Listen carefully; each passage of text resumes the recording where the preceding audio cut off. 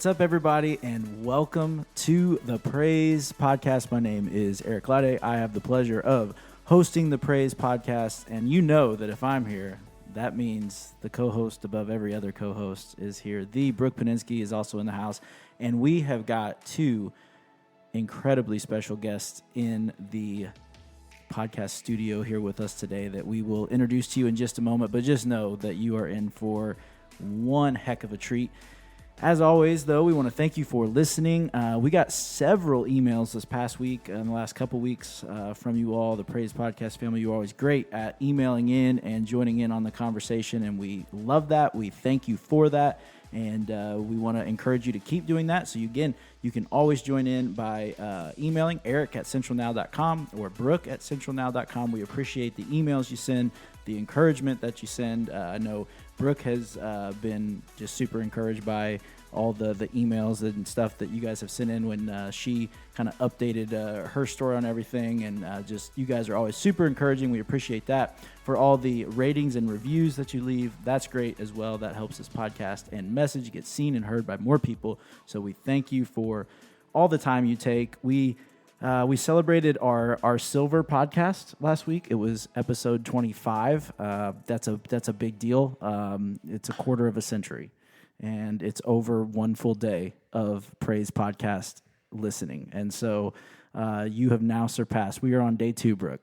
We are entering day 2. These poor people. These people are, by the end of this, they will have spent an entire week with us. Mercy. That's a lot. Those are good friends. They are something. So they are either crazy or they're just good friends. We'll go with good friends. Good friends. But yeah, so we are really excited about that. Last week, if you have not listened to last week's episode, we did an episode kind of based off of a viral Facebook post that Brooke had seen. It led to a conversation that we had, and it's called really about church hurt, church dropouts, and kind of the redemption of all of that. So this conversation is actually a conversation that stems from just some of the response from that episode. And so it would really be beneficial if you just pause this episode, go back and listen to episode 25, because you'll be on the same page as to what and why we're talking about what we're talking about. So it's not a requirement, but it would do you good if you haven't listened to episode 25. You should pause this episode, go listen to episode 25, join back up here at this point, past all of my rambling, and then you can pick up with us and we will jump in. But today, we're really kind of continuing that conversation, like you said, based on some of the just response and things we got, which was overwhelming in a way, which was, I don't know how you word this, Brooke. It was encouraging, kind of sad in a way, just because there's so many people that just, what's the word, felt what we were talking about, or had experienced what we were talking about. Yeah, it was encouraging because you knew, we really did hear clearly to have the conversation that we had from Holy Spirit, like that prompting. So that was encouraging because you're like, okay, we heard right. That always feels good when you hear right. But it was also, like you said, the downer of it was just like that. It's a conversation that we have to have, like that people really are hurting, and that people really have experienced real trauma from the capital C church, and real confusion and really heavy things. And so it was encouraging because, yes, we are initiating conversation that is just, good to have, but also it's when you've walked through it, you get I hate that, what I'm talking about, Yeah. But we're talking about it nonetheless, and we're going to have a great conversation about that coming up. So that being said, let's go ahead and introduce who we've got with us today. Yeah, and then we'll get to the rest of the stuff, because today we are honored, blessed, humbled. Excited. I'm so excited. Pumped. I'm out of adjectives. We are excited because we have got Josh and Regan Robinson in the house. It's amazing. If you have the applaud thing on there, just add it right there in the whole. Yeah, it's so. What's ironic is last episode we actually talked about Josh Yes. and because of Judah and the Regan. Lion. And so, and he's actually been a frequent shout out on this podcast. He's probably the most faithful listener we have. And so he could be the only one actually, but he is. I'll take it. He is by far most faithful. But long story short, just from last week's episode, we were talking with them, and Brooke, you were talking with Reagan and Josh, and just texting back and forth and things, and it kind of led to the point of like, why don't you guys just come on the podcast? Because again, that's really what this podcast is it's just conversations that we would have whether there was a microphone in front of us or not. And instead we just have the conversation with microphones in front of us so more people can join in and hear that conversation. And so it was basically like, Brooke said, hey, I think we should have Josh and Regan on. And I was like, I think that you're 100% correct. So let's set it up. And here we are. So, well, it was funny because it stemmed from coffee break last week. And coffee break is staff at Central at like 10:30 every day. We break and stop what we're doing and we meet in the center. And we just like hang out and visit with each other for a minute, And every Tuesday we have a devotional to start our week. And last week I led Devo, and it stemmed from, which I almost didn't because I thought like that could, but when it's like from Holy Spirit, you're like, oh, it'd be more awkward and painful to not, So, but the Devo that he gave was from my conversation with Josh Robb and the encouragement that he gave. And the Lord just kind of soaked it in me, I guess I should say, like more than I was anticipating. And so, and of course, like Josh does, he sends music and he sends sermons and he sends encouragement. And so you sent a sermon and I listened to it, and there was a portion even of that the Lord was just stirring. I mean, he just spoke so much. It was just so good. And so anyways, I'm leading Devo which stemmed from that podcast episode. And then afterwards, then I'm sitting there on the couch with Reagan, because Reagan, also works at Central, and we're just debriefing all of it and talking about it. And I was like, yeah, that's it. Like, again, having that conversation without the microphone that you're like, I would have this conversation with a microphone. And so I texted Eric and I was like, I think I've got our next episode. And I was like, I think it's Josh, Rob, and Ray. So I knew it was coming too. As soon as we started having that Oh, conversation. yeah. I was like, Oh, yeah. Oh, goodness. Yeah. I know where this is going. It's so good. So I'm excited. I'm thrilled. And I'm confident that the Lord will do what he's going to do with it. And it's going to be encouraging. And I'm not even sure that this will be even the end of the conversation, because I do think it's just that important. So anyways, and relevant, it's relevant. So, but yeah.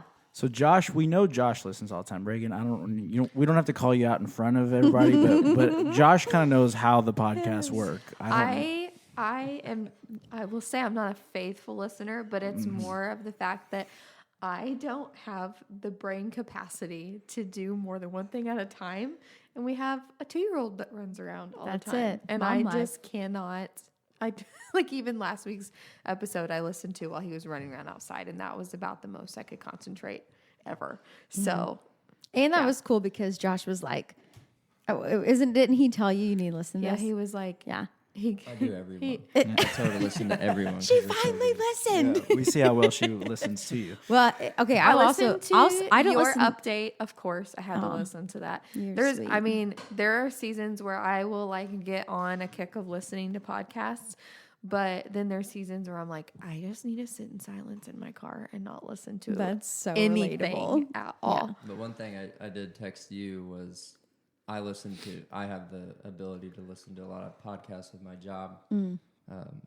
And I listen to a lot of podcasts, and I know, like, I listen to my favorite ones, the ones that feed me the most, but they stay really consistent. But every time I listen to you guys, I get more and more fired up. Like, you guys get consistently better. And, like, you stay consistent, but just, like, everyone, I'm like, oh, my gosh. Like, you guys keep, like, just getting better with every. This is why you're our favorite guest. I try to be. And we're gonna have you on more I've been often. here since we episode love 1. you. You will Yeah, you know have. if Josh is your number one fan at all times. I like it. I don't I know if I am, appreciate. but I appreciate you being on our team. It's good. I really love it. So Well, we're excited to be able to talk with you guys and have Yeah. this conversation. But before we get to that, we do a little thing called Song Spotlight, which is basically we just give you a look into. It's at this point I always want to. I have to catch myself from saying a look into our iPods. I don't know why. I always want to say. Do people have iPods still? No, that's so far. That is so not even. That's not even 10-year-old I don't know. technology. You still talk about people tweeting, and not many people do that anymore. Yeah, I'm probably single-handedly keeping Twitter. Me and Elon are keeping Twitter active, but I've yeah. not Anyways, been on Twitter since somebody slid into my DMs on Twitter almost 10 years ago. Hey, there you you go. just shut it Introduced down himself to me. So basically, what you're saying is you were on Twitter for that. I was on it Twitter to happened. meet It the was love just for of the my number. life, and Yeah. that was it. I needed That's her number. amazing. Oh my gosh. That's I awesome. we still have the conversation. I only have Twitter so I can access I forgot to give you my number if you ever want to text me. Good for you, I man. was cringy. Yeah, hey, good for You you. look It's at old sweet. Facebook, old Twitter stuff. I'm like, what was I saying? There's not a single I think person we all who feel looks like at their that. old Facebook and Twitter and like doesn't think it's cringy. Yeah. So you're in good company. Don't worry. All that to and you got say- a really great wife out of the deal, so it's I think fine. So Yeah. All that to say, it's a look inside of our phones, our Yeah. playlists on our phones, Yeah, not our iPods, playlist. not our CD Our players, MP3 players. not our Walkmans, but our phones. So, Brooke, why don't you kick us off, and we'll just go around. We'll go around the circle. Okay, sure. So mine, I came across it via Shuffle. Like it was a random podcast or a random playlist. That wasn't mine, but it was just shuffling. And sometimes I feel like that gets me out of, things that I typically listen to or are drawn to. But this song took me by surprise. It's a slower song, which can make me very uncomfortable.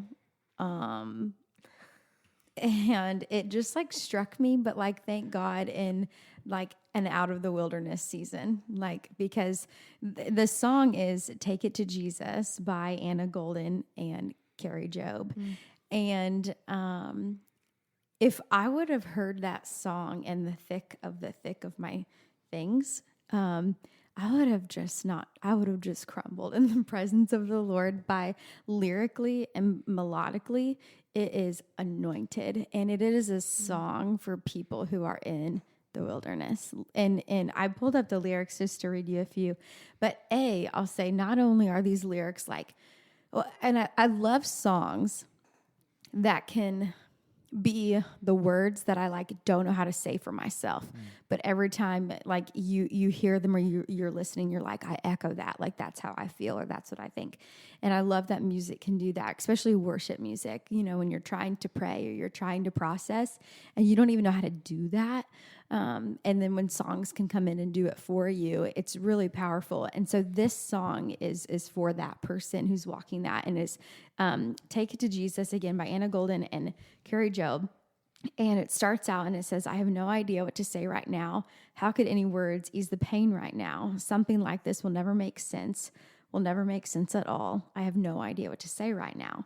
And if you want to come, you can stay for a while. I know a place we can go right now. Pack all of your pieces, broken and bleeding, all of your grief and doubt. I know a place we could go right now. When your questions don't have answers and you just can't understand it. When your mind just won't stop running and the tears just keep on coming. You don't have to explain it. He hears you before you can speak. Come with me. Let's take it to Jesus. Let's take it to Jesus. And melodically also, the way that these words are delivered is just so smooth and beautiful and gentle. And for such like a hard, it's just like a, I don't know how to say it. Like, I feel like it's a hard song to just listen to on like a Monday morning. You know what I mean? But like when you're secret place, it's a secret place song. You know what I mean? And I think like those are sometimes hard to come by, and that is a secret place song. So that's what I've been listening to. It's good. Recommend it. Cool. Yeah.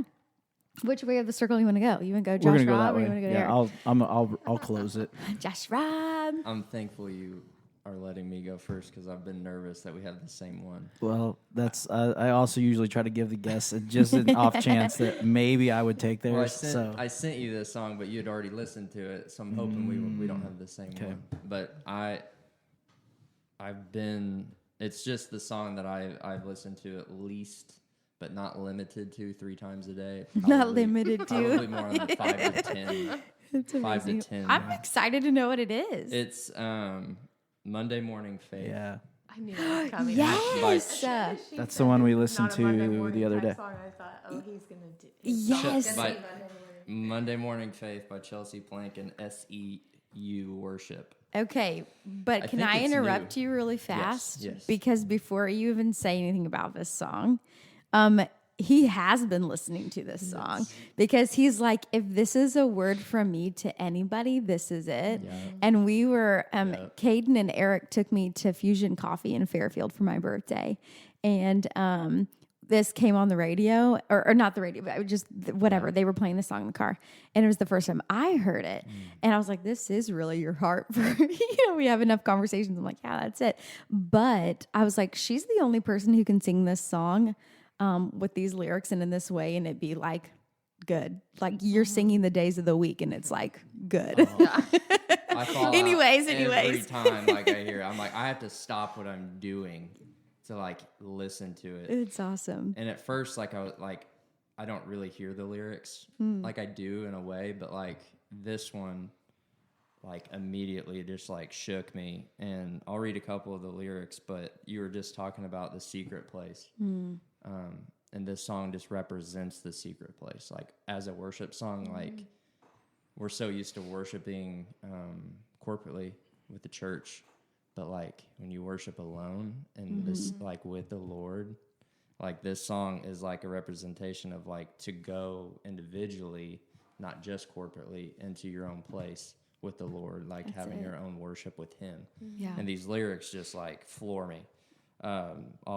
I don't know if I want to read all of them, but it starts off, I want to meet with you more than Sundays. I want to know more than just my mother's faith, because that's not enough to get through the rough. Oh, I need a Monday morning faith. I want to hear you in more than just one way. Show your voice in all the mundane things. You're in the in-between. You're in my everything, and that's all I really need. My soul sings in the morning. I love the King, and He loves me. All that I'm compelled to bring is my everyday offering. Oh, so good. And then So good. my favorite part is later on in the song when she goes, "Hell's not scared of a Sunday faith if it only leads to an empty praise." That's what really makes the darkness run, is when the saints arise and praise in the quiet. I got goosebumps. I was supposed to say I have goosebumps. On Monday and Tuesday and Wednesday, to know you, to love you, to choose you first, we sing. Thursday, Friday, Saturday, to sing you, behold you, and worship singing. Hallelujah, holy, holy, glory to the King of Kings. Hallelujah, holy, holy, all honor and glory belongs to you. It's so good if you haven't heard it. Yes. It fires me up. That's even worth talking about. I'm just gonna throw that out there. What, the secret place? Just the whole concept of all of that. Yeah. And what were the lyrics about? Like, not my mother's faith or something like Not that. the very beginning, Yeah. Not- it's like our faith doesn't just, Yeah. we're just stuck on what our parents. Exactly. It's like, and oh. how many times, like, and I only believe because my parents did. exactly. Like when they're like, oh, like, you know, how do you know God, or why are you a Christian, or when whatever, and it's like, well, my mom and dad raised me in church, and you know, whatever, and it's like, no, like to be in a position where you can answer that question, and it doesn't involve your parents. How do you know the Lord? Yeah, and it's like, what? How do you know Him? What has He done for you? What have like you soaked in from Holy Spirit? Like, and it's just, that's a call to like the depth that we talk about, like, and it comes from the secret place. And It just does. I think that it's so important to understand is like when we die, it's just me and Jesus. It's not me and the church that we worshiped with. If I don't have a personal relationship with Jesus and I don't know who He is when I die, like when I see Him face to face, it's like, oh, I only knew you on Sunday. Yeah. Oh. And the last thing I promise about this, I'm going to say, because I could just be preaching. So good. But like so to back up, Eric and I got a really encouraging text message from Jared the Crone Friday night after church. And I'm just going to read it because Jared won't care. I get a picture of like him. He's worshiping with his family. So he takes a picture of like the stage, like the worship team and band. He sends a text and he said, oh my gosh, I'm going to get emotional. I'm pregnant, but it's fine. Okay. You're pregnant? Oh my gosh. Okay. He sends this text to all of our worship team. He says, to my worship leader church family, this was my view tonight in worship. I love that I have the opportunity to share this life with you all. I love the friendships and hardships we share. Knowing what each of you are and have been walking through brought so many emotions as I sang to our Heavenly Father tonight. You all have shown joy in chaos and peace that makes no sense. You all have been faithful to him as he's faithful in every season. Singing those words and knowing each of your stories gave those lyrics so much power and meaning. All 5 of you have been inspiring to me and my own family.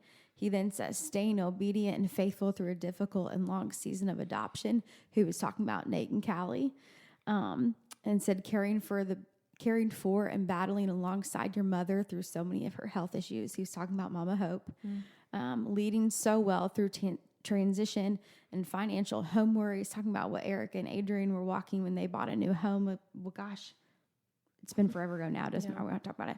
Remaining faithful and worshipful through foster care and fertility issues, which is myself. Inspiring everyone around you through life's busyness and bringing your mother home. Oh, wait. No, I'm sorry. Hold on. The other one was Lee. Caring for and battling alongside her mother was Lee. And this one was for Hope. He said inspiring everyone around you through life's busyness and bringing your mother home to care for. So anyways, he went through every single person leading worship and list every single reason as they should not be. You know what I mean? And then it's like, but then like how powerful that our weekend of worship was because of what like you individually were able to bring to the table from your not just Sunday worship, you know, like from your secret place. And like when everybody in your church does that, you've got one person on fire, another person on fire. You know, you just it makes build. Sunday really good. It makes Sunday really good. It makes you want that Monday through Saturday faith. You know what I mean? It becomes an agreement at that point. Yeah, and you're like coming Sunday, like ready to pour out or I don't know, like it's different when you come to church on Sunday, like not having met with the Lord first, and you're just there, you know. And then it's different when you're a person who like meets with Jesus and knows him intimately. And even if you're walking something joyful or you're walking something hard, like when you're there Sunday to worship and praise and to choose to do that, it makes all the difference in your your Sunday worship, you know, your Monday through Saturday. So can this whole podcast just be about this song? I'm sorry. Yeah, listen, sorry. Are we already working on a part 3? Oh my gosh. Here we go. Reagan, it's your turn. I will say though, just to put a bow on that though, I mean, I think because it does tie into the conversation we had last week. As far and what we're going to have today. As far as if you don't come in with proper expectations and what your role is and what your part is to play, then that's when a lot of this stuff gets hairy because there are so many, I mean, and not in a judging way, but there are so many people that are sitting out there who are sitting out there the whole time during a service thinking, what in this is for me, you know, like what am I getting out of this? What is my, you know, like they're focused on inward. Whereas I think there's a difference between like with the lyrics of this song, there's a difference between that and pouring out, you know, all week. And then you come in and really Sundays are not about taking in, but it's more of how can I encourage the church now around me and how can I pour out what I've been taking in all week. And now this is my opportunity to encourage others around me and to take part as the church in a whole and that outpouring. Man, and that's, I think there's just two different expectations there. One I think leads to an encounter with Jesus. The other leads to frustration.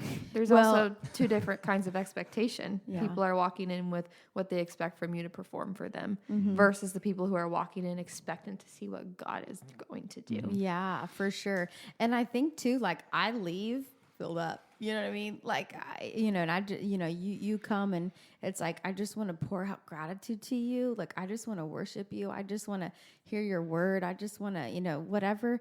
And it's like, so, there is that, like that pouring out aspect, but because God is just the way he is, like you leave then filled up. You know what I mean? And so like but you might not leave feeling filled up if you've not participated in service the way you were called to, or in the week leading up to it, like you were called to, like you might be like, oh, I need to be filled up in church today. And then you just show up and then you leave kind of still just as empty as you were when you came. And it's like, but yet when you show up and you're like pouring out your praises, like you leave filled up in the way that only the Holy Spirit can. Who are you relying on to fill you? Yeah. Because that then comes down to like, you're relying on this experience to be what fills you. It's not Holy Spirit. It's not the Lord. Yeah. Because he's doing that all day, every day, sustaining you. But the people that are leaving mad and hurt and upset, it's because their expectations are in the wrong person. Wow. That's interesting. That's a food for thought. See, this is why song lyrics are important. That whole they half lead a to- podcast when you about actually it. listen to the lyrics, you know what you're saying. All right, Reagan. Oh my! Follow Listen, I'm that not, one, Follow it Reagan. up. I am- Good luck. Follow feel top we that. share- It was the other way in this circle. Top that, Reagan. Listen, you three are all avid musical people all the time, and I feel like I listen to the same things over and over again. But I've gotten to the point where I'm sick of everything I'm normally listening to.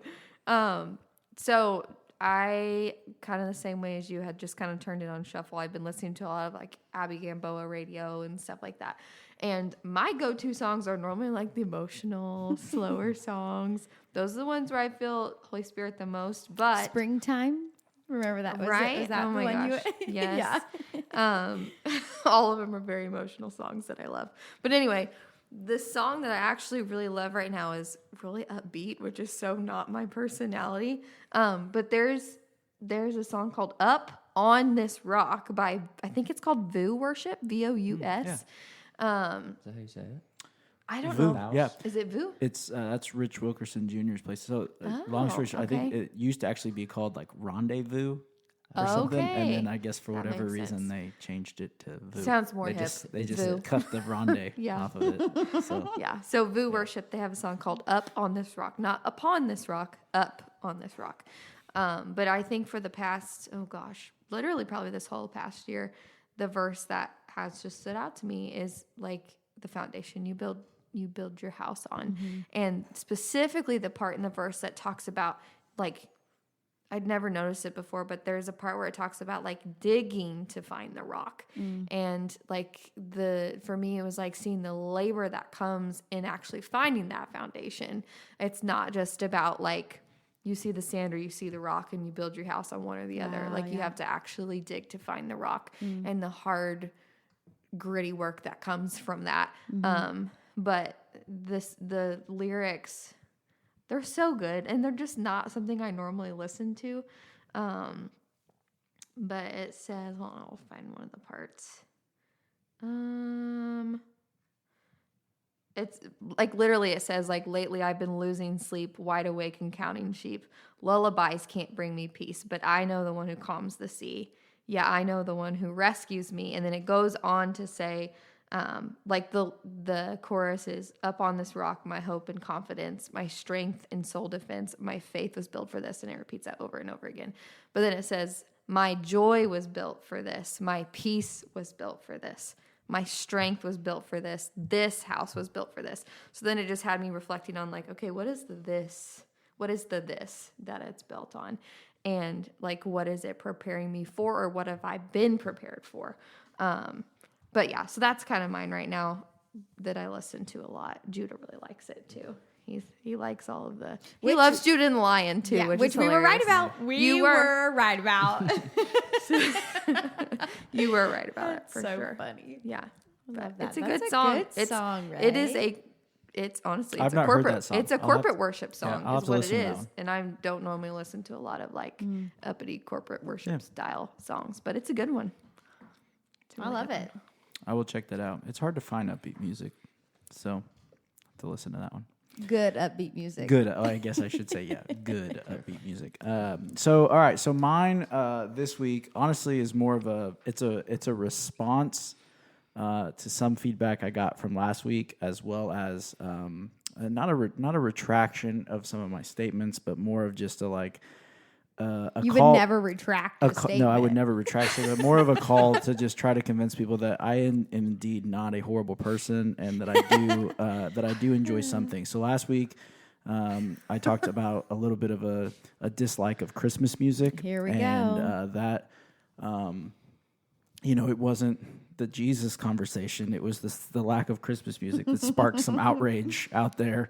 And I stand by those statements. But all that to say, as a peace offering to those Christmas music lovers out there, today I'm going to give you a Christmas song that I have been listening to in preparation for many things. And so this is a peace offering that, see, I can be an okay guy. So my song spotlight is the song Behold by Phil Wickham and who's the little country girl? Ann Wilson. Ann Wilson. Phil Wickham and Ann Wilson. It's a Christmas song called Behold, and it is a good song. And I'm sure, well, I guess they're not playing Christmas songs on the radio yet, but I promise you that when they do, you will hear this song on there. So you can get a jump start on your listening. You can listen to that one, but it's got all the things that you want in a Christmas song. So you should check that out. It's got sleigh bells. It's got just everything you want in a Christmas song. I love Eric's sleigh like, bells. all the things that I don't want to hear in a song. Yeah, you'll smile as you listen to it.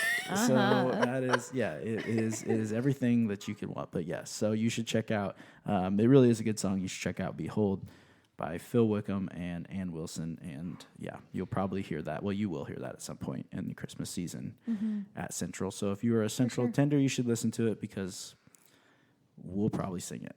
So that's that. So that's been our song spotlight. So That's been there's a lot episode 26 of Praise Exactly. Podcast. episode 26 20 minutes. Go was to your song songs. spotlight. But We hey, just do that every time, though. Really. the people that have made it this long with us, They expect nothing less. they know what's Yeah, coming. yeah, If you have randomly stumbled onto this in episode 26, then you're like, holy smokes, what is going on? We take pride in the fact that we are by far the longest podcast in the Central Podcast Network, and it's become our badge of honor. It's actually, true. It's It actually, is. Wear it proudly. It actually has pushed us probably to go even longer than we normally would, just because it's out of spite. We wing to an 8. What can we say? Yeah. Oh, you think that episode's long? Watch this. But yeah. So Actually, that's funny because I almost ratted myself out when we were talking about giving Reagan a hard time for not being an avid listener. My husband has a podcast, Leading Young, and I think I've listened to like 2 episodes. And he reminds me of that frequently. and probably one of them was the episode you were on. That is correct. Yeah. But what's funny is calling out Josh and Rob. Hayden said one time, talking about like length of this episode, something along the lines of, and I might get your exact wording wrong, but Hayden goes, yeah, Josh listened to my podcast and he's like, bro, only like 30 minutes. Like, it's kind of like weak sauce or something. Or he said something like that. That sounds like Yeah, a John and I I'm the statement. only one who has time though. Like Yeah, four and he hours. said Hayden was like, he's like, but I'm just not a talker, and he goes, and you and Eric just go on for Hayden- like hours Hayden at took a it to time. heart. No, he wasn't bothered, but it was really funny. Yeah. Like, just, Ours was like an hour when I was on it. Yeah. Good for you. yeah, I think it was an hour. way to I bring I some pushed him. Way to meat push him. there. Yeah, Way to push him. no, God love him. He's the best. All right. Anyways. Well, that being said, all of that fun stuff, we want to get to the real meat of today's episode, which, as we mentioned last week, if you've made it this far and you didn't pause and whatever, you should go back and listen to last week. But basically, to catch you all up, to recap, Brooke saw this Facebook post on Facebook. It had been viral, thousands of shares, thousands of comments, whatever. That was basically, I don't even remember the exact word. It was basically like, church dropouts, why'd you leave? And so then it triggered a whole bunch of comments on, people basically saying why they had left the church. A lot of that stemming from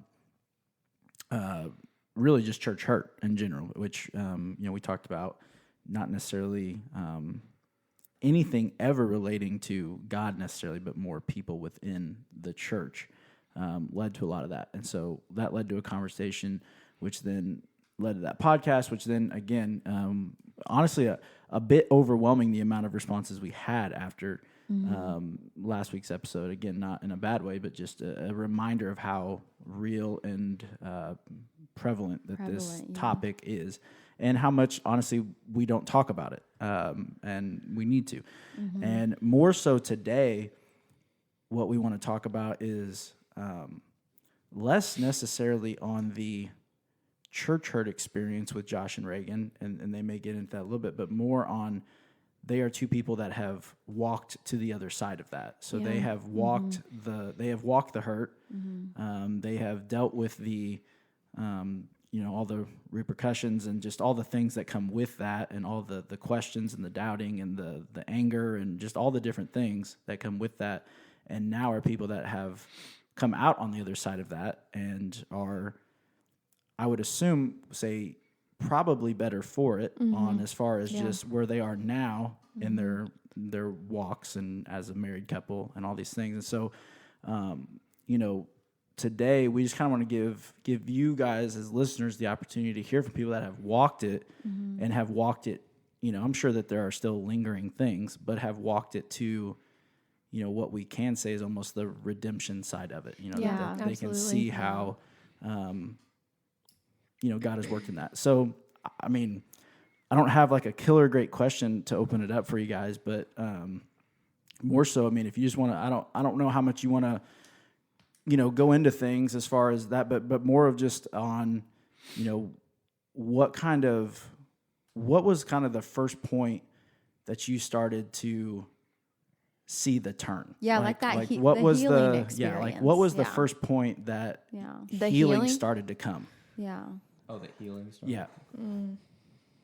It's actually ironic because for us, I mean, maybe he feels different, but specifically for me, the weekend or the turning moment for healing for me was actually family worship weekend last year. Wow. Which is so ironic because of what family worship weekend is. And, you're bringing all these different ministries up on stage and all of that stuff, which would normally, prior to that, would have been like a very triggering It's it. Yeah. service for me. Yeah. But Josh and I had been seeing a counselor for a few months at this point.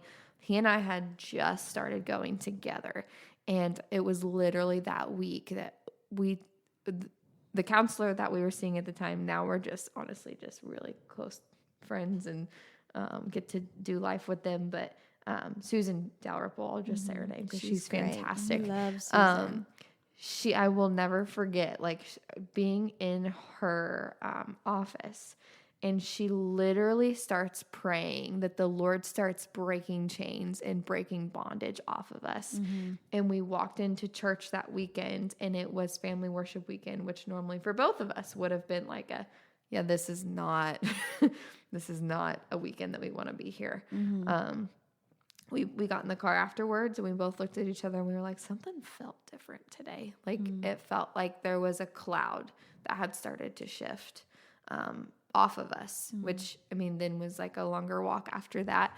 But that was, for me, like the turning point moment where it didn't feel as heavy as it had for a long time. So let's back up really fast because I forget, just for the sake of our listeners, there's a lot of question marks only because Eric and I know your stories and we know your heart. So then I think not everyone does. Yeah. But, so, so let's just go back really quick just to give them That's okay. a blurb of what's going on. So if you kind of want to walk bullet points of your testimony of like where you started and just kind of whatever to get you to the point of then when the Lord led you to Central. And then that way, because I feel like when we're talking about your healing, like a lot of that has come from that chapter too. So just kind of less question marks, give them an understanding of like what you guys have, what that has kind of looked like in summary, just so they can be on the same page. Yeah.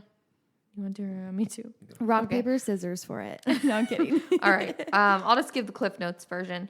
So we've been married about 5 years, and basically we have always just said, like, from the get-go of marriage, like, that's when all the really, really, really hard stuff just started happening immediately, and we were just thrown into it. So over the course of 2.5 years, how long was it? 2 years almost. We just endured a lot of heartache. A lot of what we just refer to as every foundation that we'd ever stood on was being shaken. All the way down to like, there was just a lot of like really traumatic family stuff happening. And then on top of that, like everything else that had kind of crumbled, the only thing we had left was kind of like this view of like the church and like where the church specifically I was working in at the time, because I got a degree in ministry, felt called into ministry when I was 17, took my first job in ministry that I basically could when I moved back home.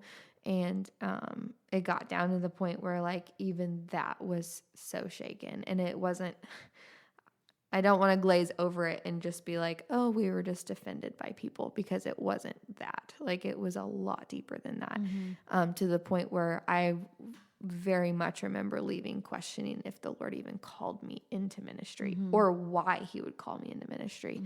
And we left and basically holed up for a while, over a year, probably. Yeah. So that we would have left in the fall of 2019, right? So it wouldn't have been until probably end of 2020, beginning of 2021 before we really like were trying to find a church to get plugged into. But that was really only for the sake of the fact that we had just had our son, and it was more Josh pushing for like, we probably need to make sure he's at least raised in church. We still did not have a healthy view of church. We came in with very skeptical eyes. I know I did, for a long time. And literally it was just like, I'm literally only here because I want my child to be raised in the church. And it was a lot of a defense mechanism more than anything, looking back on it. Out of church after that. So that would have been September of 2019, and we came for the first time in probably January of 2021. So almost about a year and a half, almost. I had attended kind of on and off some other churches, just felt like that was something I was supposed to do. But anytime there was like conversations trying to get me more plugged in, I was like, peace out. I'm not doing this. But yeah, so then that brought us to Central, which Josh kind of grew up going here on and off as a child. And honestly, if I'm being totally honest, I always said, no, I will not go there. I always said no to coming here. Yeah. But it was just more of like our own things, it wasn't a reflection of the church. It was just, our own human nature. But we started coming and just stayed at a distance for a really long time, probably 6 months or so. And then I started counseling because I thought that I had just kind of surfaced over and was like, quote unquote, healed from what I went through, until someone walked in these doors that I did not think I would ever see again. That wounded me very deeply. And it sent me into a downward spiral to the point where I was like, I literally ran out of the worship center because I couldn't be in the same spot as them. And I remember we had a conversation afterwards, and I was like, yeah, I'm really not okay. This is not okay. Yeah. So I sought out help specifically for that. And just a lot of, I had just had a baby less than a year prior to that. So I was dealing with a lot of like what I think now was like some postpartum Sure. anxiety, depression, a lot of postpartum rage and stuff like that. So I started walking through some counseling. He joined me because then it was honestly, we're to the point where like the Lord was just stripping every single like thing I possibly. personally was at my end. Yeah. Because of just like she said, going through all that, watching her go through all that. I did not have a good view of church ever, to be honest. Yeah. But going through that, I let my heart and my guard down, it felt like, going there. Yeah. And I was like, maybe something is different, but I was always in the position of just observing and watching. And it turned into a point when it felt like betrayal, it felt like God hurt me by these people are coming here. Why did we come here? We're not going to say specifics, but it was not a good place that we should have been. I know a lot of people find healing in that place, which is great, but we did not. We felt broken right after. But going through that, leaving the church, I found out a lot of things about my family that came out around the same time, and it buried me. Stuff that was lies. My whole life came out and buried me emotionally. Like, I don't talk about it. Many of my close people do not know that. My friends don't know that probably, that I was hanging around at the time. I didn't speak of it. But obviously I internalized things, and it just got to a point when around when she was going to counseling, I wanted nothing to do with church. I proclaimed myself as atheist. I was like, God is not real. God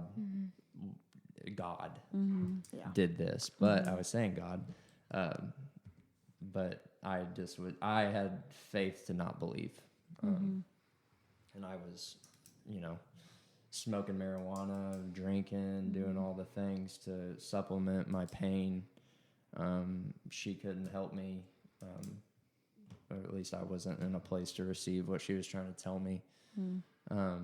But I think it just got to a point when Judah was born was my awakening to the Lord. I mean, that I nothing at that point could break what wall I put up. Nothing.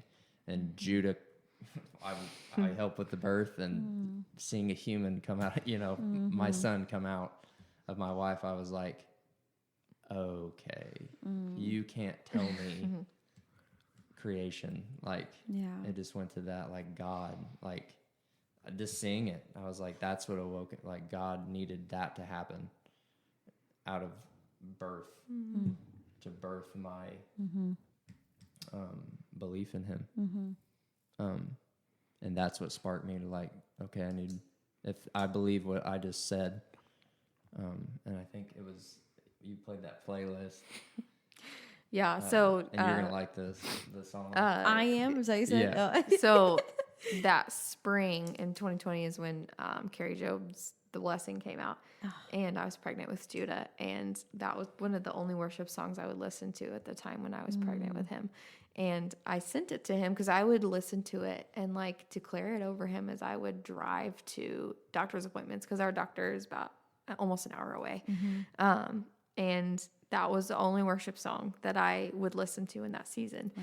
And before he was born, I made this whole, like, honestly, like 4-hour playlist It was the of songs. The live blessing song. And I think one of the first times I heard it was when you guys sang it for Mother's Day or something. You did the whole video, like, walking around, all the pictures hanging up. Yeah, I don't even know if it was like if it was a holiday or if it was a whatever. It was Mother's Day because okay. I remember being in Florida, and I wasn't attending church, and I was with my parents, and they turned on, I think, like Woodlawn service, and then we were watching part of what you guys had put out. Wow. And part of it was that video, and that was like where I really like developed a love for the song. So I made this whole like 4-hour playlist just to try and calm myself in the midst of, pushing out a human. And some of it was worship songs. A lot of it was just like things that were worship songs but weren't triggering songs for me. So they weren't typical ones. And lo and behold, he came out as The Blessing was on. And Literally, I had sent it to him earlier, like months before, and he was like, I couldn't receive it. He wouldn't I was listen in a to place it. I was like, no, I'm not listening to this. Yeah. You're like a 12-minute 10-minute song. Yeah. that I don't want to hear. Yeah. Why would I listen? And then it's like, Wow. it just so happens it was because she was playing worship music while he's the whole birthing process. I'm like, this is weird. What are we doing? Like, I felt like watching all the nurses and nobody was reacting. I was like, okay, I guess we're fine. Wow. And then that song came on and I was just listening to it. And it floored me, like literally. Yeah. And I was like just in tears Yeah. watching my son be born. And that song was just like, this is the this is God. Yeah. Yeah. And Wow. that's so really good. what struck it. So really for us though, like the healing, of course, like it started with righting our relationship with the Lord, and then the hurt from the people followed, you know. Had it been the other way around, I don't know if it would have happened, it wouldn't have been in the right things if it was pursuing the healing from people before the healing with the Lord, because that's what it comes down to, because if you don't get right with him, then everything else What is ultimately upon, right? led me to being baptized and being saved. But then, with all that stuff, Satan did not want me to be baptized. He did not want me to be saved, which brought me to, a whole thing. But I, followed through with it, and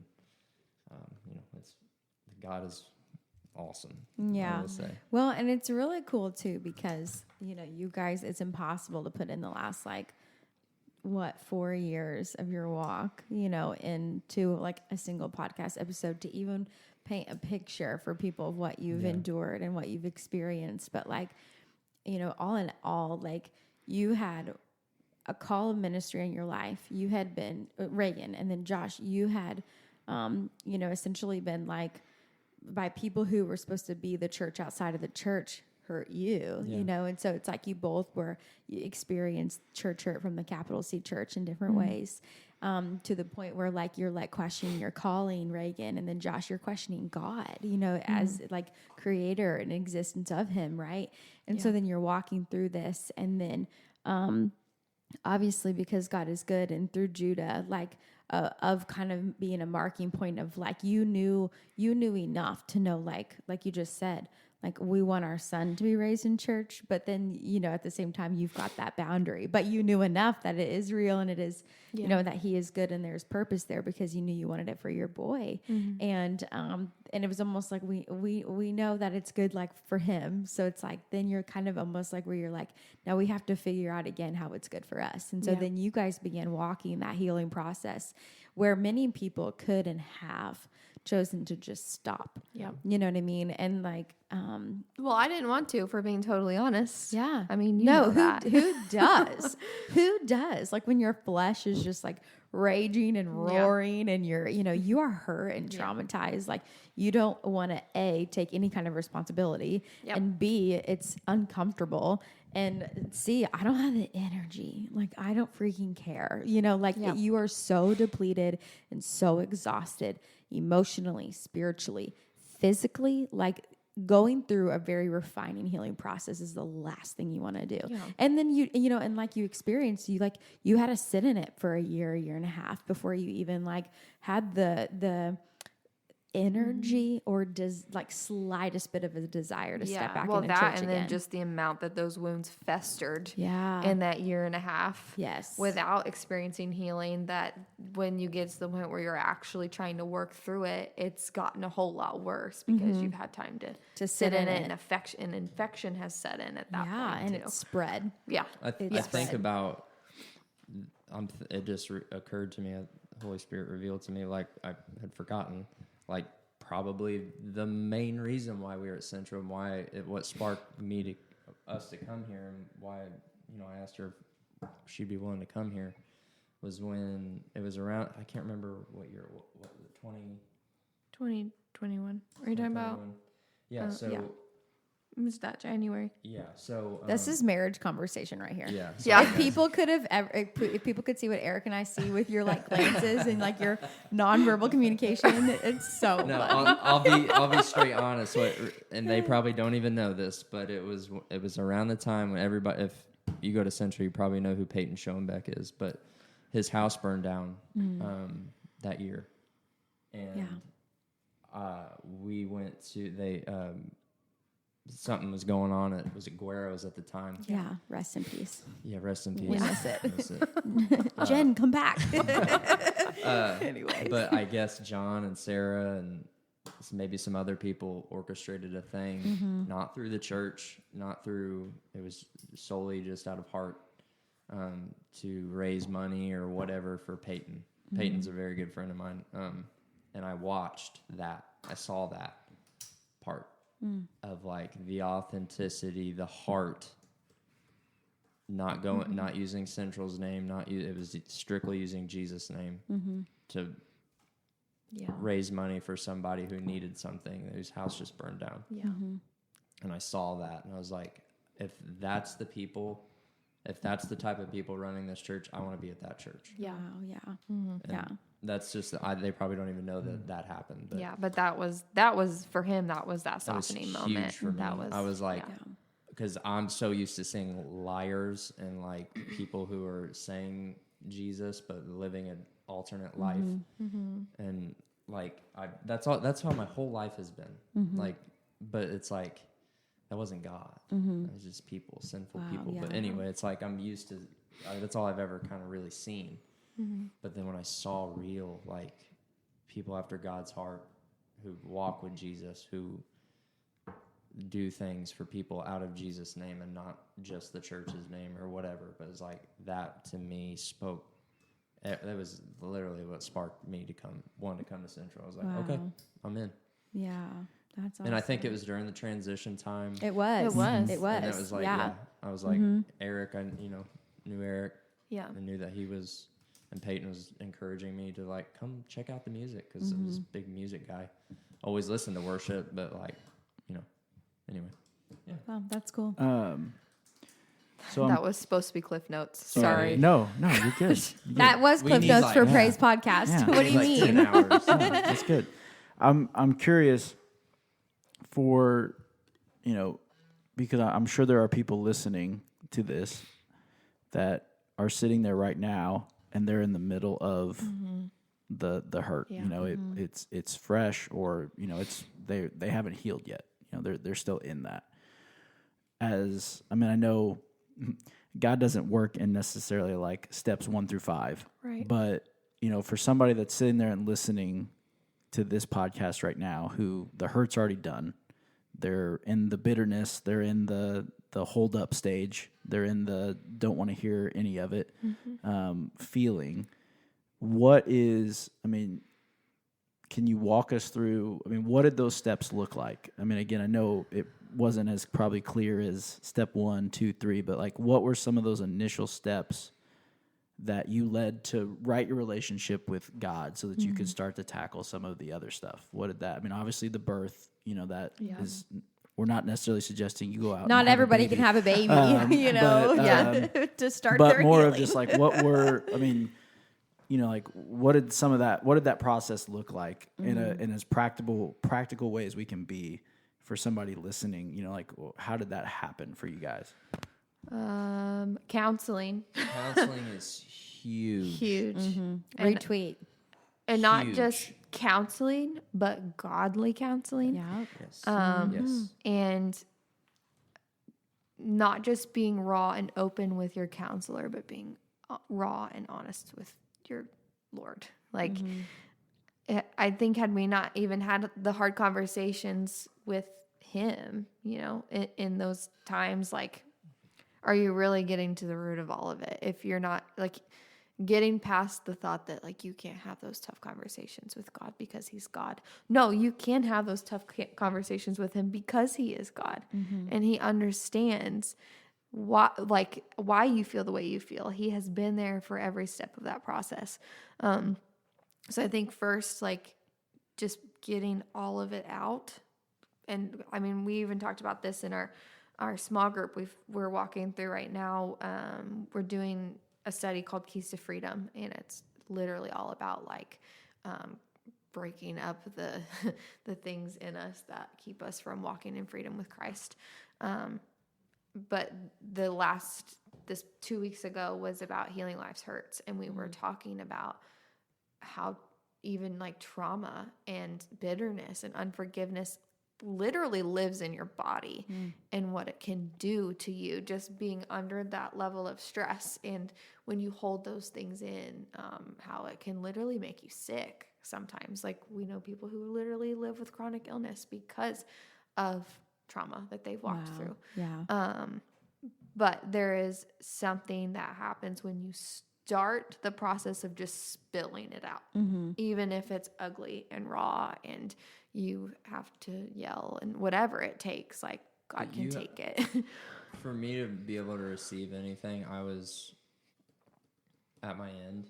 I always picture a funnel, and like I'm at the bottom of the funnel, like the very end. Like it feels like everything's pouring out of me, but also I have a view of like wide open. And it's like you almost have to be at that very bottom. And I don't know why I've always had that picture, but I had to be at the end of myself. You have to be dead to yourself. Not dead. I'm saying like dead to yourself, like dead to anything, all those hurts, all those lives, whatever's weighing you down. You have to be at a place to say, I can't do this anymore on my own. And I don't know what else to do, but there's a way. Yes, the easy answer is Jesus. Jesus will free you. But it's like if you're at a place to not even receive anything, but someone can help you, like they did me and her. Like Susan made me see things and helped me see things that I had no idea were rooted in me. And like the branches and the dead fruit I was producing. Like she helped me. Like she has such oh my gosh. She's incredible. It's unreal. I love her. Yeah, she's just the best. Yeah. But she helped me see it like it's almost like the Lord spoke to her and like gave me permission I don't have to be at a place to receive God or anything. Like I just have to be where I'm at. Yeah. And like that's ultimately what led me to being baptized and saved. But anyway, which that was recent-ish. When was that? Almost a year ago. A year ago, yeah. I mean, like, so this is, and that's something that people who don't know you, who are listening, like, that I think is so important to say is like, this is still like you guys are walking in like a fresh season out of your wilderness right now, but like you were, delivered, baptized almost a year ago. Like that's not that long ago. No. And like people who know you now would think you were so far removed from old Josh because of delivered Josh, and so far removed from, old Regan because of delivered Regan. Like, and that's the goodness of God. And that's the power of deliverance, and so like Eric's original question of like, what are practical steps? It's like, counseling, godly counseling, being willing to like pour it out and be at a place where like, Lord, I'm going to receive from you, and whatever it is like you need to do in me, like you need to be at a place that you're willing to do it. Like, and it doesn't mean that emotionally, like your emotions and your like your spirit and your flesh don't match. They're not supposed to. They never so will. It's like your knowledge and your emotion, like they're not going to match. Like you have to make the decision to like receive what the Lord has for you.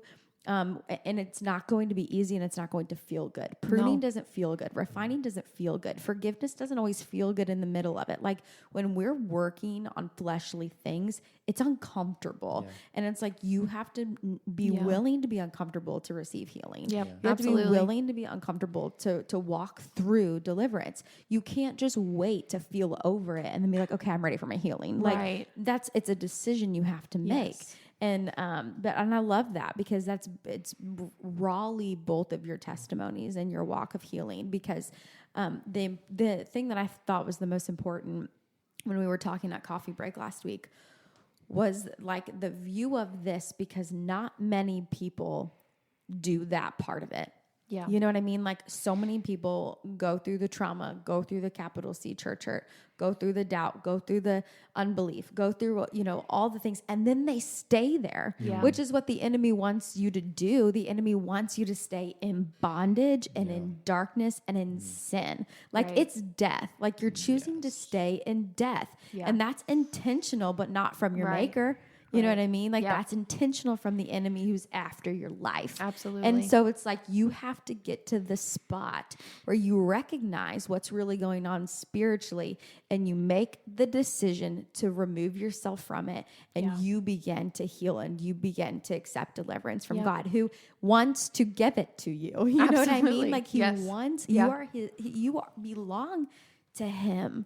You know, like, he wants you to be free. He wants you to be whole. He wants you to know what it's like to encounter and experience him. He doesn't want you dead. He wants you fully alive in Christ, which is what the blood of Jesus, you know, does for us. And I think your testimony and why this is important is because it's going to charge, it's going to urge people, it's going to challenge people who are in the death to step out of the bondage into life, into the life that they can still have, and that Jesus wants for them, and that they are still called to, you know? And so I'm just like, my prayer is that, like, seriously, testimony comes from this, of people like stepping out of death or out of death, you know, and doing what you guys did in such a long haul. Like, it wasn't an easy thing. And there's refining that I know you both are still walking, but like,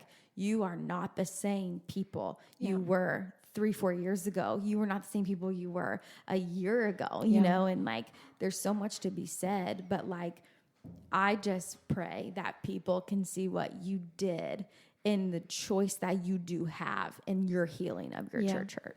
Yeah. I think as you guys were talking about that too, it reminded me, I just recently have been reading in Job, and, you know, really when I think about it, it really ties into a lot of his story, because I mean, for 37 chapters of the book, like, you know, all this stuff happens, and he gets bad advice. I mean, is the majority of it is him trying to talk it out and work it out, and it's just, the problem is he's talking to other people who are just giving him poor advice, and he's His not. own wife tells him to curse God and die. Yeah, yeah. Which, interesting note on that. Honey.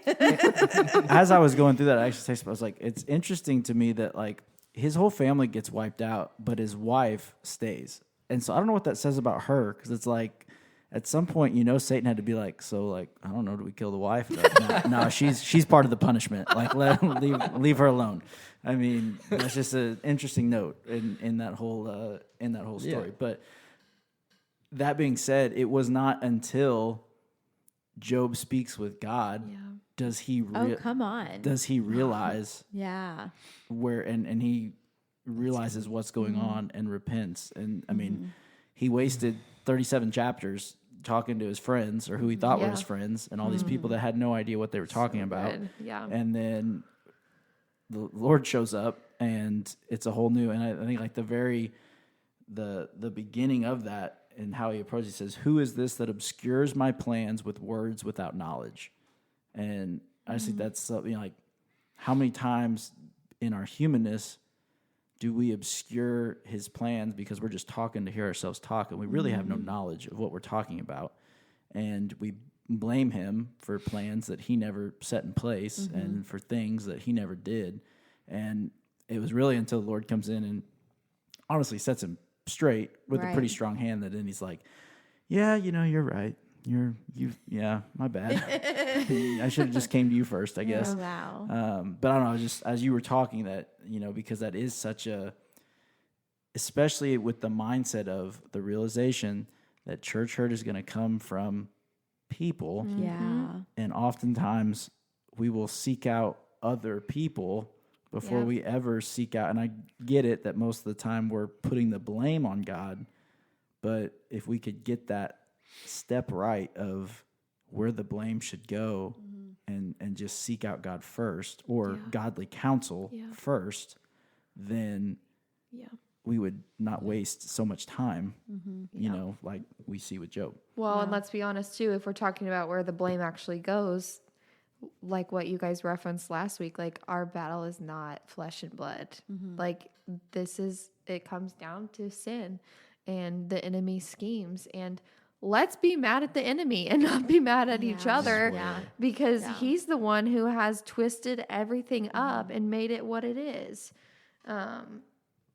I don't know where else I was going with that. But we've said that before. We're like, you know, I know I have, because I feel that way, like of just like, let's point the finger where it needs to be pointed with who's to blame. Yeah. Like in all things, you know what I mean? Yep. And so especially with stuff like this and just like getting straight God's character and his intentions and versus getting straight the view of the enemy, you know, and it's like, let's categorize these things and it's very simple, but the way that sometimes we are as people, you know, we it's just very easy then for us. Like if we feel like someone didn't defend us, or if someone didn't protect us, or if something was allowed to bypass and go past the Lord, then it's like we want to be like, how did you let this happen? Or like, how could this have come from you? Or, you know, like, where were you in whatever? And it's just like, who are we to question God? And like, we have to get to the place spiritually where we can still understand that he is good and to still really believe like you cannot be anything else but good. And that's something even in worship the last few weekends that we've been singing. It's just really to like settle seeds in people of like, you can't be like anything but good to me. And like you can't be anything else but good. And it's like when we get that picture of God correct in our mind and in our worship and in our adoration, it makes it so much easier to see something and it be out of character for God to then place that who it belongs to, which is the enemy. Right. You know what I mean? Like if I know he is good, like this is not from him, you know? And I think it's foolish to also be like, you know, oh, like, I don't know. I think it's foolish to think that, how do I say this? Yes, God is good, but God is not dainty.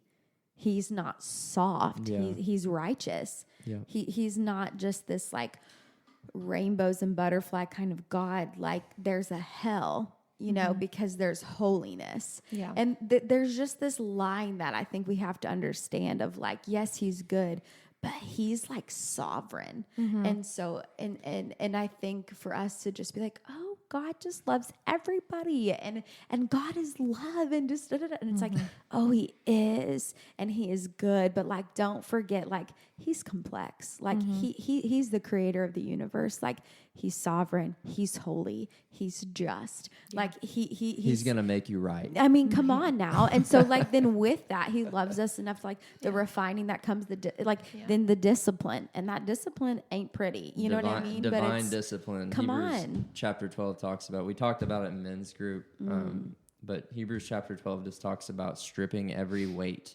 off that just holds you down. It's like, no, God wants every single part of you, not just part of you. Oh, yeah. He wants every bit of you. Yeah. And if you're doing something that is distracting, if you're doing something that is occupying your brain because you're just trying to fill space, that even goes with trying to find a word from somebody. It's like, oh, I'm trying to find this word on Instagram or whatever. No, seek God. Yeah. Seek his word. Seek what he says. Like, we're missing it.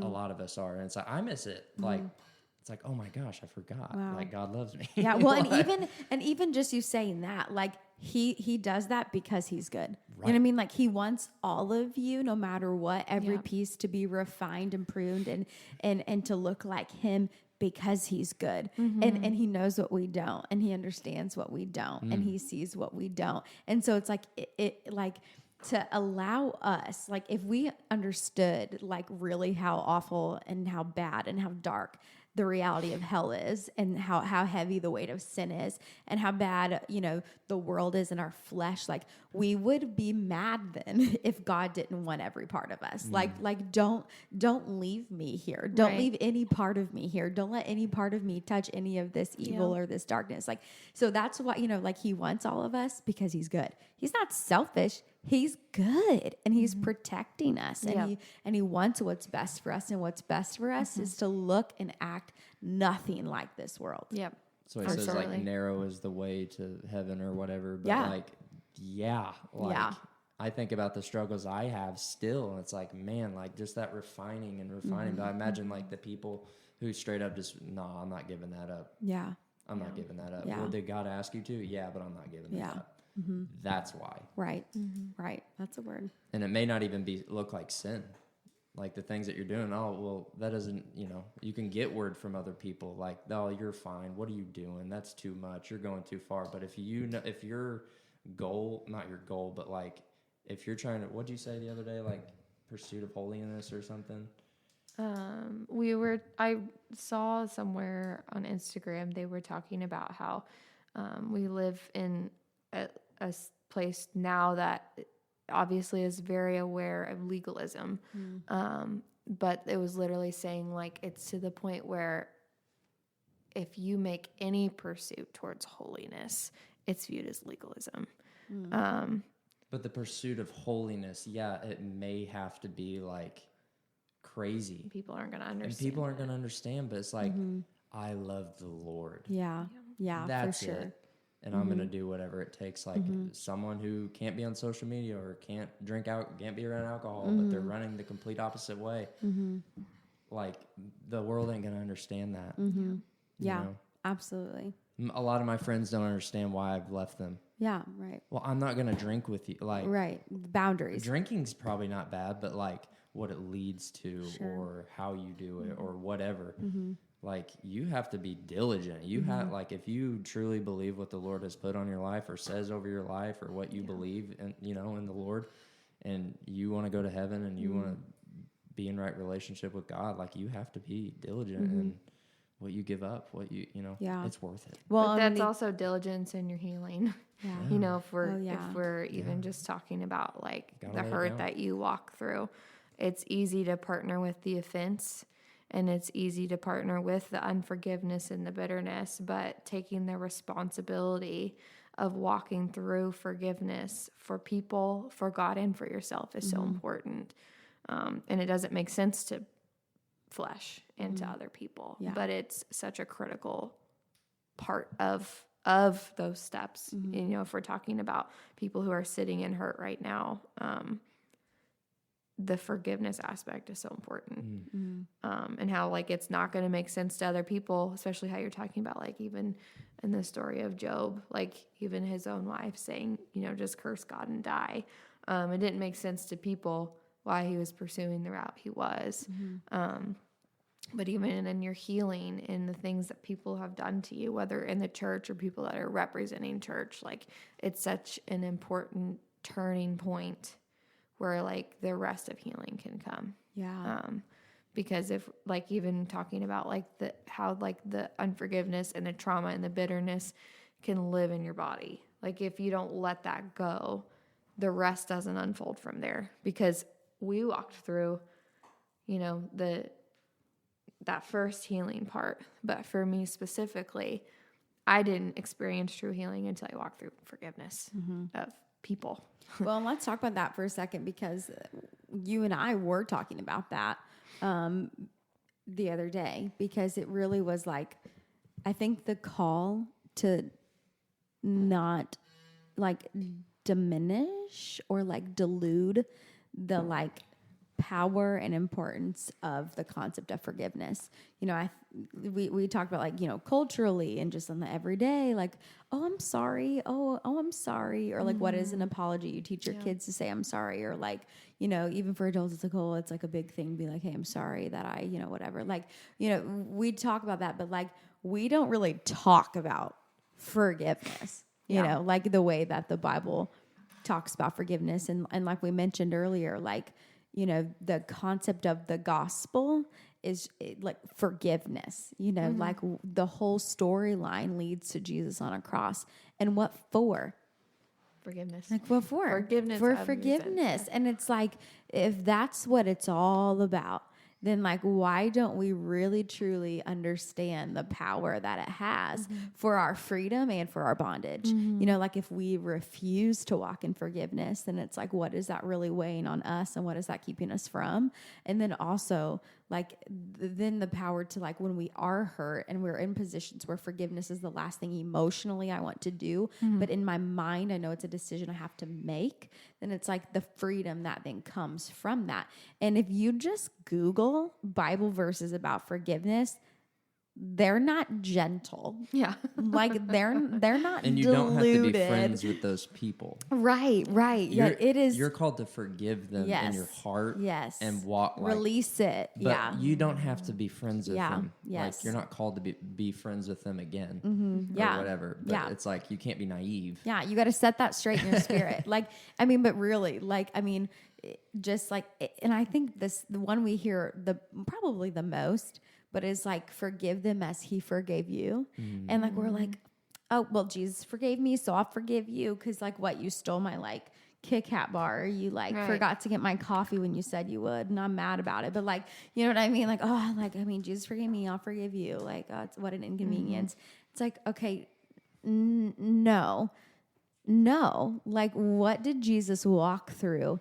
And as he's literally hanging there, he is like he's an example of a forgiving God. Like Jesus is like being hurt and being murdered, brutally martyred, like martyred for his faith and for who he's proclaiming to be.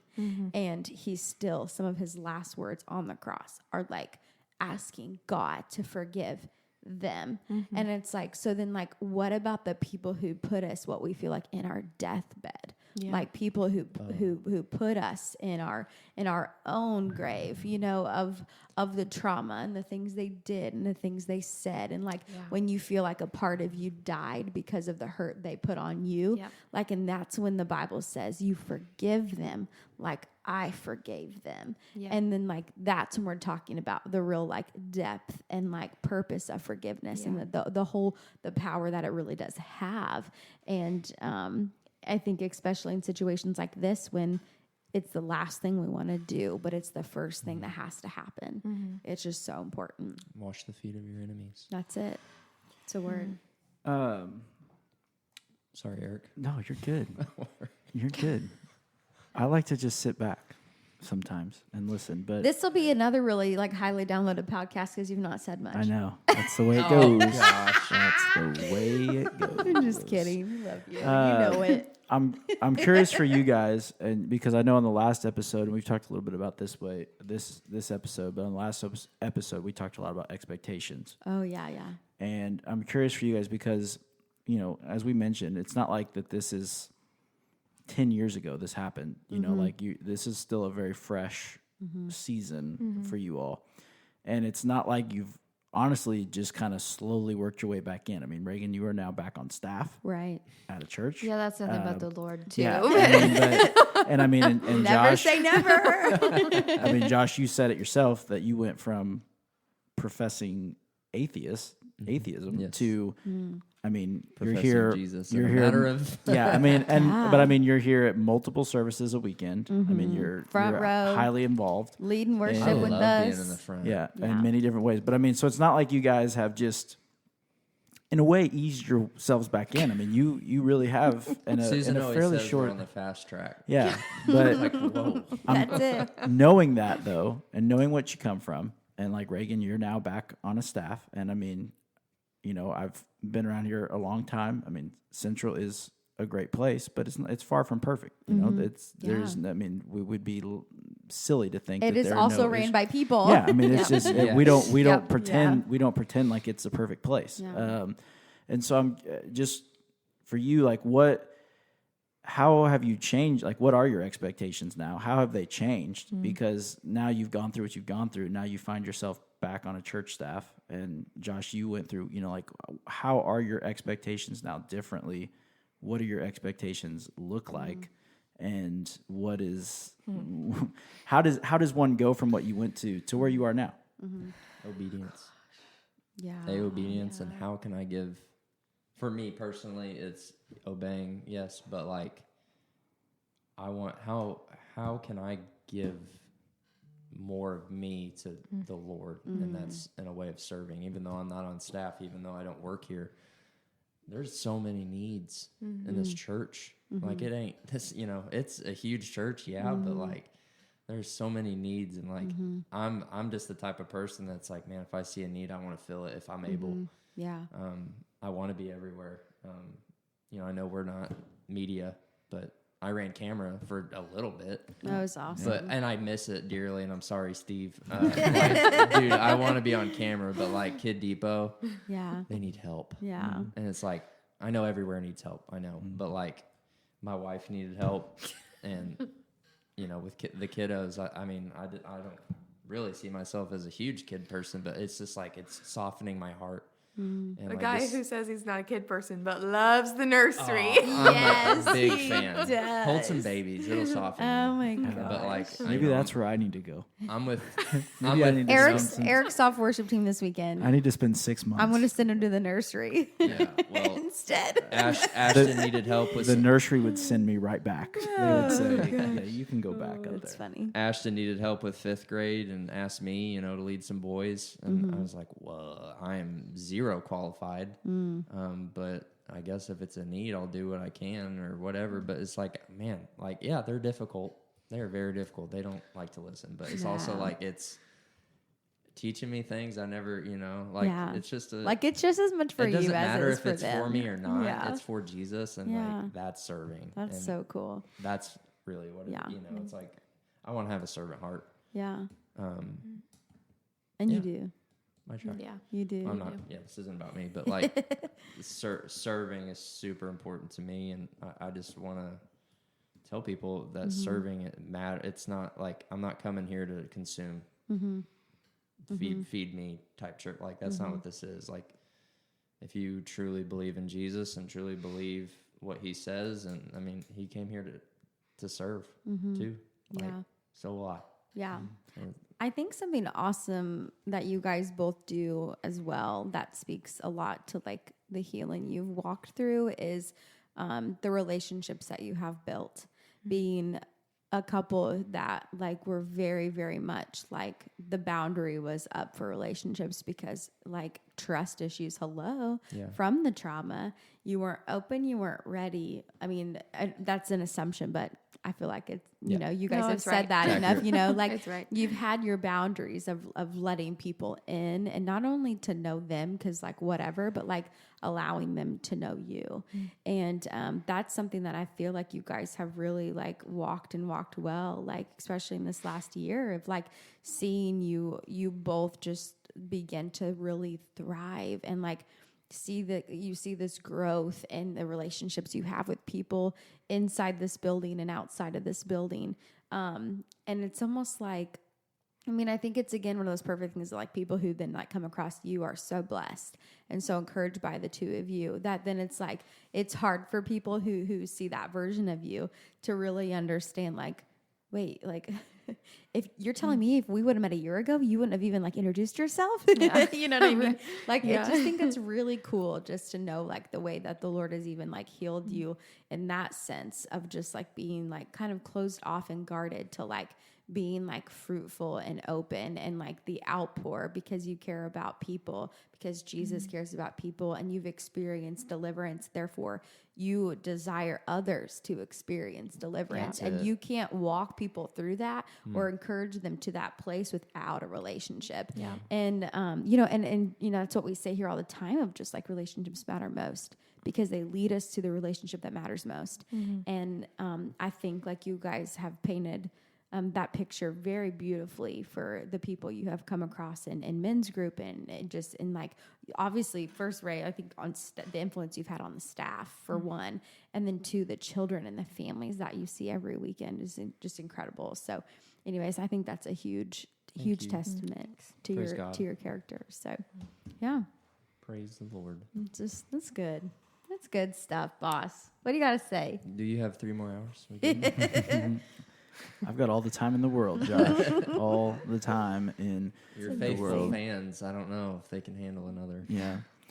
Give us. Let's kind of put a bow on this a little bit. I guess what is one kind of final encouragement that you would each give, somebody listening who is wrestling with, taking a step, whether it be back into church, whether it be taking a step to seek some godly counseling, whether it be somebody that's wrestling with even just opening their mouth and speaking out loud to God right now. What would you encourage someone who is in that spot right now? I encourage you to develop a secret place with the Lord. Like we talked about in the beginning of this, I think it's just so important to have a personal relationship with Jesus, and it's refined me. It's made me where I'm at right now. I know He has plans, and I don't know what they are, and that's the place you need to be at. Like, okay, that's faith. Like, I just want to encourage your faith, that God has a plan for you, but you have to be willing to receive what He has for you. Even if it doesn't even kind of look like what you thought. Wow. I just say, just put yourself in a position to die to yourself and be willing to receive what the Lord has for you. Wow. That's good. I don't know. That's what I got. That's it. That's it. That's good. How about you, Reagan?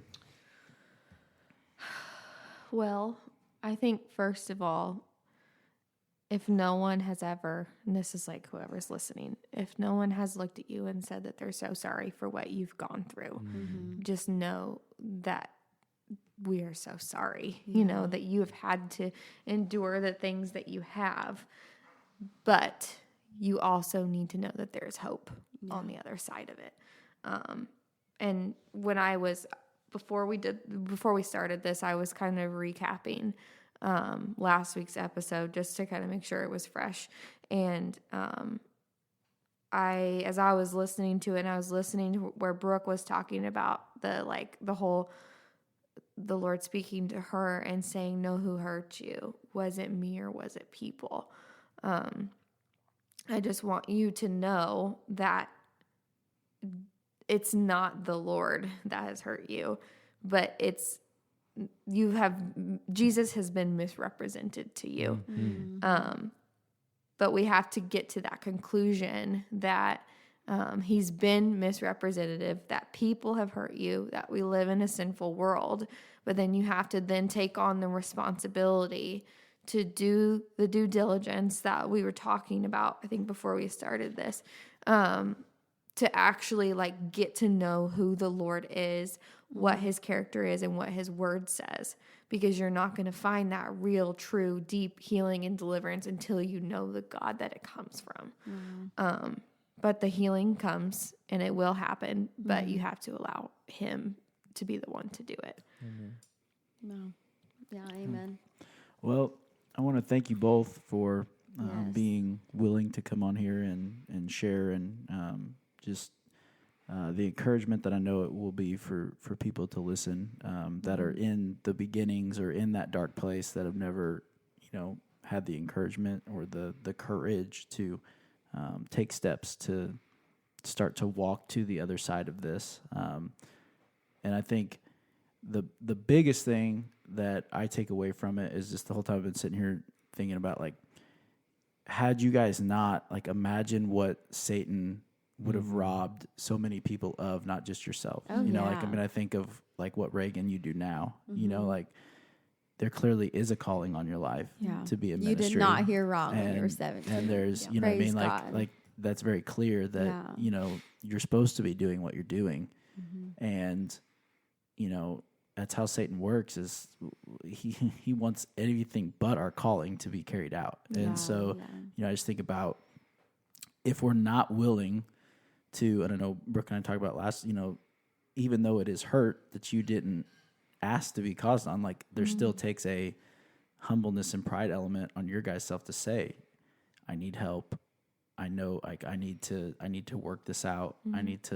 This is something that I need to take, like you said, the responsibility to come out on the other side of this. And I think, had you not done that, who knows? Who knows where you'd be at this moment, and for either one of you. And so I think, hopefully, if there's somebody listening right now, you will not let Satan steal whatever plans that God has over your life because of something that someone else did to you, not God. Wow, yeah. And so, I think that's where, although not easy, much easier said than done, we've got to pull ourselves up and do the things, the hard work, as you guys said. I mean, months and months of hard work and tears and hard conversations and a lot of questions and doubts. And I mean, we just scratched the surface of what you really had to go through to get to this point.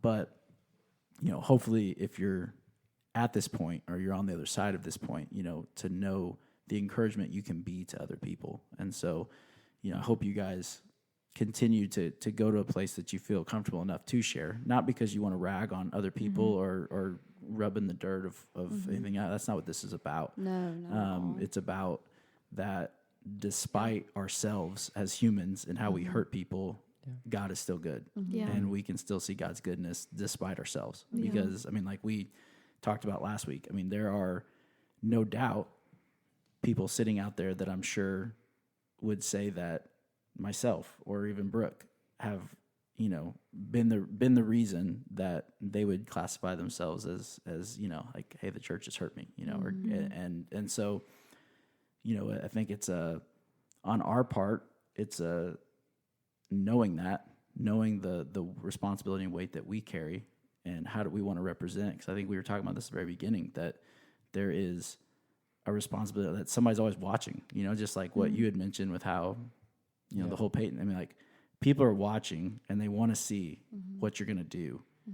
And unfortunately, there's a lot of people rooting for you to do the wrong thing and they're waiting for you to do that. But there's also a lot of people that want to see you do the right thing. And that's the encouragement that they need to start on a path back to somewhere else. And so, know that there are people watching, and know that the responsibility that you carry, whether you're on staff at a church or not, if you post a scripture on Facebook, then you have taken on the responsibility. You have signed up, and whether you wanted it or not, as soon as you put that out on social media or to your coworker or whoever it is, you have put yourself on notice that now people are watching and they want to know how you're going to react and they want to know how you're going to carry yourself and the things you're going to say and the things you're going to do. And it is a world that is waiting for you to do the wrong thing, and there are people that are waiting. Satan is looking for every opportunity to take and snatch and devour. I mean, that's what it says. He's here to seek and destroy. I mean, that is what he's called to do. So that being said, thank you guys for being willing to share and be open. And I know it's not a simple thing, even as far removed as you are, to sit and recount that. So thank you for that. And I know that there's somebody out there listening that will be greatly encouraged by what you all had to say. If you guys have questions or anything, I think probably that maybe, if you wanted to relay anything to Josh and Regan, of course, Regan works here. You can email her. I'm going to just throw, I mean, it's on the website, so it's not a secret, but it is, it's REGAN, Regan at centralnow.com. Regan. Yeah, REGAN. Or Megan, like Megan with Like an Megan, R. but Reagan. Megan with an R. So yeah, but you can email any encouragement or questions that you might have. Of course, you can always tune in or jump into the conversation by emailing myself, Eric at centralnow.com, or Brooke at centralnow.com. Again, we would love to hear your stories, pray with you. So we heard many things last week that, just was an opportunity for us to not only be encouraged, but to give encouragement back. And just, there's a lot of people out there that are trying to walk this walk. And it's nobody can do it on their own. We all need community.